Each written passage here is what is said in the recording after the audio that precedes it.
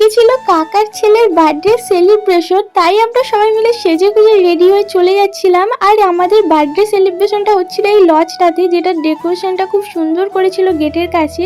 আর এই হলো ভাই যার আজকে বার্থডে। তারপরে সোজা চলে গেলাম ওপরে, আর এখানে এসে আমি তো জাস্ট অবাক, এত সুন্দরভাবে চারিদিকটা সাজানো যে কি বলবো। আর এখানের ডেকোরেশনটা তো অসাধারণ ছিল। তারপর বোন এখানে বসে একটুখানি ওর বন্ধুর সাথে ফটোশুট করছিল। আর এই হলো আমাদের বার্থডে বয়, ওকে কেমন লাগছে তোমরাই জানিও।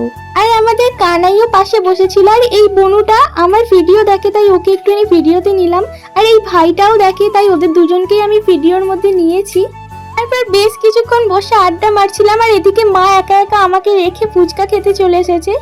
আর এদিকে এসে দেখলাম এখানে কেক কাটিং এর জন্য সবকিছু রেডি করছিল। তারপর সবাই মিলে এখানে দাঁড়িয়ে ফটোশুট করছিল।